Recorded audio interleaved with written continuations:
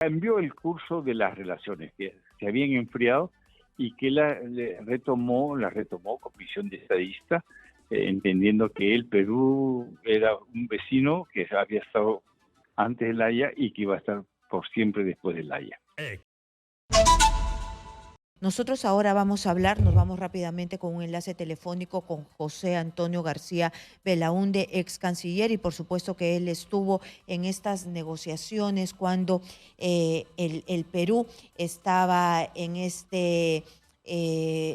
no le quiero decir conflicto, sino en la Corte de la Haya con Chile. Ustedes recuerdan muy bien, era una de las partes y otra de las partes pues en el gobierno de Sebastián Piñera. Bienvenido, embajador García Belaúnde, a Exitosa. ¿Aló? Hola, ¿me escucha, embajador? Sí, ya le escuchó. Hola, ¿cómo está? Bienvenido. Yo hacía un pequeño recordatorio de su labor durante la Haya y precisamente fue en el gobierno de Sebastián Piñera. Sí, bueno, la demanda que hizo el Perú se inició cuando era presidenta todavía de Chile, la señora Michelle Bachelet. El señor Piñera inicia su primer gobierno en marzo del 2010. O sea que ya teníamos 2 años de presentar la demanda, ya había presentado la memoria del Perú, ya había respondido Chile a la memoria del Perú con la contramemoria. Pero lo que es importante señalar es que Piñera establece un tipo nuevo de relación con el Perú.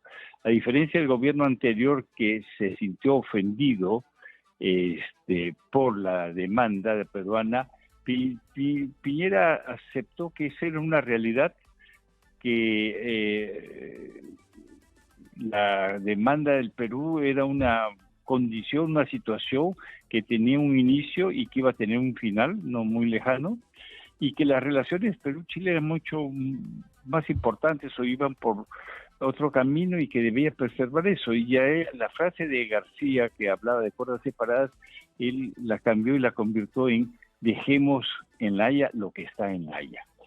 Y entonces pudimos mantener el tema de la Haya encapsulado, como debió ser desde el principio, y poder trabajar otros temas. Yo creo que Piñera tenía coraje, y tanto es así que en medio de la demanda todavía se vino al Perú, invitado oficial, y después invitó al presidente García a visitar Chile. O sea que cambió el curso de las relaciones que se habían enfriado y que la retomó con visión de estadista, entendiendo que el Perú era un vecino que había estado antes del Haya y que iba a estar por siempre después del Haya. Exitosa. Muy bien, entonces nuestras relaciones, en vez de enfriarse, más bien fueron más fraternas. Sí, se profundizó la cooperación con ellos, incluso se asumió este compromiso que fue la Alianza del Pacífico, en donde Chile jugó un rol protagónico. Y ahora, con esta pérdida, él todavía jugaba un papel preponderante en la política chilena. Sí, Piñera representa una derecha no autoritaria, no dictatorial. No nos olvidemos que él hizo campaña por el no contra Pinochet. Y no debemos olvidar tampoco la respuesta que dio él al tema de las revueltas del año 19. Primero mantuvo el control de la situación sin sacar a la Fuerza Armada a las calles ni nada por el estilo, y segundo dio una respuesta que fue, bueno, si lo que está en cuestionamiento es el modelo que ha sido consagrado por la Constitución de Pinochet, pues hagamos una constituyente y veamos qué tipo de sociedad queremos tener. De hecho, salió una constitución inviable por donde se le mire, y el pueblo chileno la rechazó, pero él ofreció una alternativa a eso, una respuesta política y democrática a la crisis que se suscitó el año 19.